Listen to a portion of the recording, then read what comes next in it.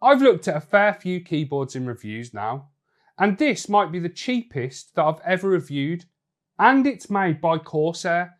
There's a sentence that I never thought I'd say.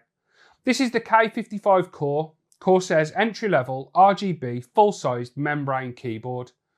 It's got 300mm spill resistance, something which I'm going to put to the test thoroughly in this video.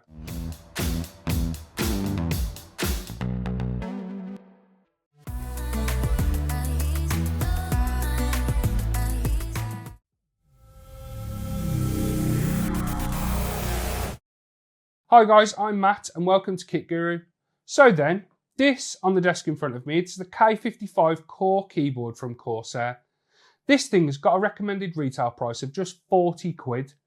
To put that into perspective, you could buy 7 of these keyboards for the price of one of their flagship K100 Air boards. Alongside the usual keyboard features like RGB, a full-size layout, and then software control with iCUE, it's got 300mm spill resistance, something which I'm going to put to the test later in the video, as I said. But let's start, as we always do, by looking at the design and the build quality. The K55 Core is a very gamer-looking keyboard. It's made entirely of black plastic, which tapers off around the edges. There's no sharp corners to be found anywhere. Now, I'd usually criticise the use of plastic everywhere, but we've got to bear in mind, as I will say multiple times throughout this review, that this thing is 40 quid. It's got dedicated media buttons, RGB brightness, and a Windows lock control in the top right corner next to the lock indicator LEDs. The buttons, just like everything else, are plastic. They do have a decent amount of tactility to them though, and they feel okay, to be honest. There's a Corsair logo just above the arrow keys and a very small K55 piece of text on the bottom left corner of the side of the board. The plastic finish is slightly textured and doesn't do too bad with picking up fingerprints. It's nowhere near as bad as, say, a glossy plastic. The K55 Core is a wired only keyboard. The cable is non-detachable. You might be able to just see it sticking out of the top there. It's 1.8 meters long and it's coated in what Corsair call tangle-free rubber. It feels cheap. It is cheap. It's not the greatest cable I've ever felt at all. The legends on the shine-through keycaps are nice and bold, and they work really well in conjunction with the RGB on the K55 Core. The RGB on this keyboard is very bright, thanks no doubt in part to the semi-transparent plastic piece that's underneath the keycaps, which probably helps with the spill resistant as well. But that plastic piece diffuses and spreads the light very nicely.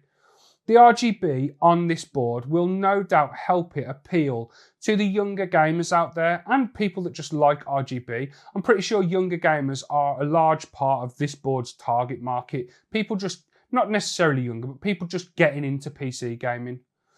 Now, while the K55 Core doesn't have per key RGB lighting, it does have 10 different zones which span the width of the keyboard, and then 8 different lighting effects within iCUE that can be applied individually to each one of those zones or to the board as a whole. There are no dead spots in the RGB anywhere that I can see, and I think if you like RGB, if you're an RGB enjoyer, and if you like it that it's really bright, really uniform, then you're going to like the RGB on this board. The underside of the K55 Core houses the flip out feet. There's only one level of adjustment, so you can go either flat or you can go with the landing gear extended. There are 2 small rubber strips towards the front of the board that work in tandem with the rubber found on the bottom of those adjustable feet to help keep the K55 Core in place when it's on a desk. It doesn't move around very easily. And then there's some Corsair branding smack bang in the middle of the bottom, along with some kind of like line detailing. The overall rigidity of the main case, or the body of the keyboard, does leave a little bit to be desired. It flexes and creaks a little bit when you put some pressure on each end, but overall, it's not too bad. It's a 40 quid keyboard. I'm going to say that a lot through this video. Overall, I think the K55 Core, it looks pretty good. It's built okay for the price. It's nothing groundbreaking, but it's not overly gaudy. And I like to look at it like this. If I gave one of these boards to one of my kids to use with their PCs, I think they'd be happy with it. And I think that says a lot about the design and the products that Corsair were going for with this. If you're looking for a new chair, then you should definitely check out Booley's. I'm currently sat on their Ninja Pro gaming chair, which is one of 3 models from their gaming series alongside the Elite and the Master. So if you're looking for something new to stick in your setup that you can sit on and game and work, then I recommend definitely checking out boolies.co.uk. So I'm going to quickly jump over to my other desk and we're going to test out the water resistance and that spill resistance feature. So one of the key features of the K55 Core is that Corsair claim it's 300ml water resistant, or spill resistant they call it. This glass of water isn't quite 300ml, but it's a typical glass of water that someone would have on their desk.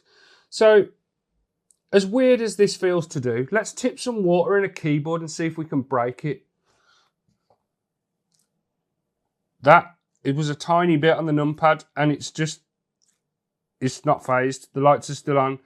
The keyboard still looks fine. This isn't really a spill as well. This is me tipping water into a keyboard. This feels so wrong. But let me grab a towel because that's escaping very quickly. The K55 Core is handling it fine, I think. I'll have to dry it off and we'll have to test whether it still works. So now it's had some water tipped in it, about a quarter of the glass. Let's dry it off. And then I'll go through all the features and the functions and check whether all the keys work and the buttons and stuff like that. So this is post-soaking. I dried the keyboard off with a towel and then I got the hairdryer on it for a little bit as well, just to try and get some of the water out of the cracks and stuff. There is still a bit of water on it that I'm not going to completely disassemble the keyboard to dry it off, which I suppose you should, but I think it's a good test to see how resistant to the water it is. If we leave a little bit on there and just dry it off quickly and then test it. So running through, it seems to be working fine. Running through, just testing some of the keys.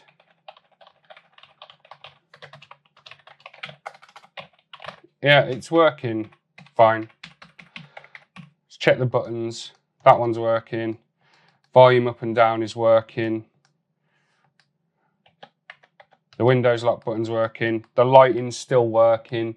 The brightness button is also still working. So I think it is true. This keyboard is 40 quid and it is 300ml water resistant, which is pretty impressive to be fair. So you can spill drinks on it and you don't have to stress. You can get back to your sweaty Call of Duty lobbies without having to break your keyboard. Pretty good. Moving on to talk about performance and my usage then after checking out the water resistance. And I just got to say, it's been a long time since I've used a membrane keyboard. And not a lot has changed in how they feel, to be honest. The keys aren't the nicest feeling in the world. But then again, typing on the K55 Core is a pretty pleasant experience, to be honest. Again, bearing in mind that this board costs less than a AAA game on release. It's got a 1000 Hz polling rate, which has felt fast enough for me. I've never felt that it's too slow. And all that does is add a bit of fuel to the high polling rate. It's a bit of a gimmick kind of fire and argument that's been going on for forever now. It's never failed to register any inputs or made me feel like I'm slower when moving and reacting to stuff in games when compared to other keyboards, that is. Ones without any fancy features like rapid trigger and that sort of stuff. I've played my usual smattering of FPS titles on this board with the addition of diving into the early access of Grey Zone Warfare, and it's been, I was going to say okay, it's been more than okay. The best way I can describe my gaming experience is that I've never had to stop and think about how the keyboard's working or how it's not working or if it's not doing something that I want it to do. It's just there and it just works. And that's a sign of a good product, especially one that is kind of out of sight, out of mind, and it's based on feel. It's okay. That's not to say that everyone will like it. Anyone that's used a high-end mechanical keyboard will immediately notice the difference in feel. But I suppose if I could turn back time to when I first got into PC gaming, a long time ago now, my first kind of entry level or my first gaming keyboard was, I can't even remember what it was. It was probably a cheapo thing from like PC World back in the day, which is a PC store here in the UK, was a PC store here in the UK for anyone that isn't British. My first keyboard from there or somewhere like that was a lot worse than this. Here's a sound test of the K55 Core so you can hear how the membrane switches and the keycaps sound.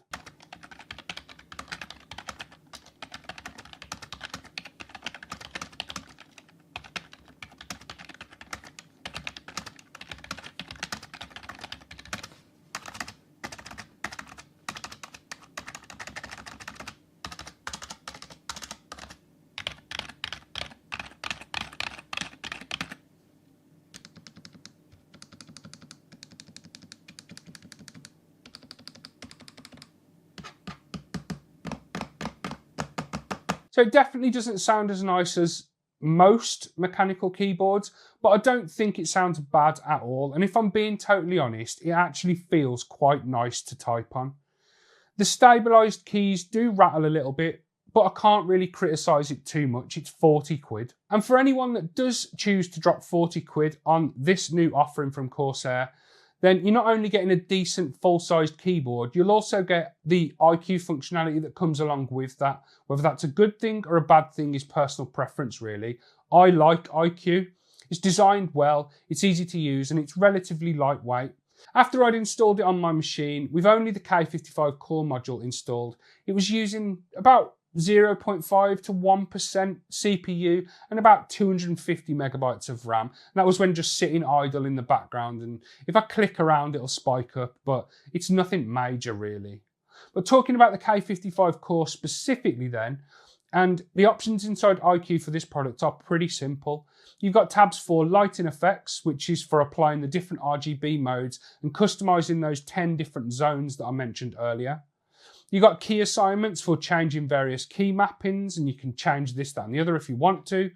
And then you've got performance for deactivating various keyboard shortcuts, like turning off Alt F4, turning off Shift and Tab. You can turn off the Windows button in there as well as being able to do it with the physical button at the top right of the board. If you click on the cog at the top, that will take you into the device settings menu, and that gives you access to the polling rate, brightness, as again you've got a physical button for brightness, but you can do it in there as well. You can change the layout and then the tooltip options, as well as activating PlayStation mode if you want to connect this up to one of Sony's consoles. All in all then, I feel that the K55 Core has set out, or Corsair have set out with this product, to deliver a slice of their keyboard experience at budget level pricing, and I think it definitely delivers on that.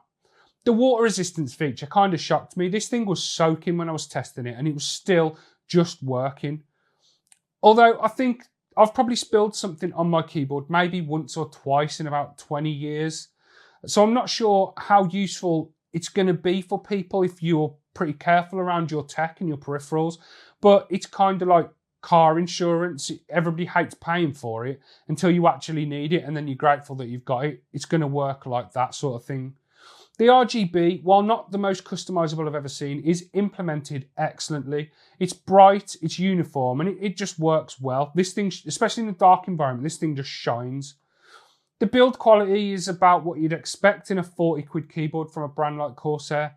It's okay, but the K55 Core definitely doesn't feel like a premium product at all. And finally then, the design.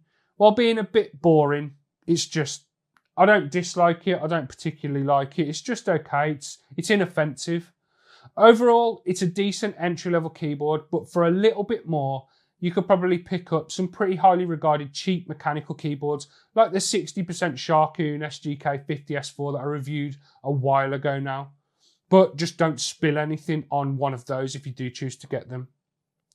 And that's the end of the video, guys. I hope you enjoyed it. Please leave a like down below if you did.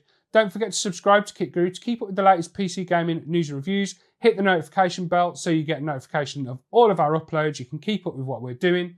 If you go down below the video, you'll find links to our Discord server, our Patreon page, our website, and all of that good stuff if you want to check any of that out, like our merch store. Anyway, guys, I've been Matt. This has been the K55 Core waterproof, water-resistant keyboard from Corsair. I will speak to you in the next one. Look after yourselves. See you later.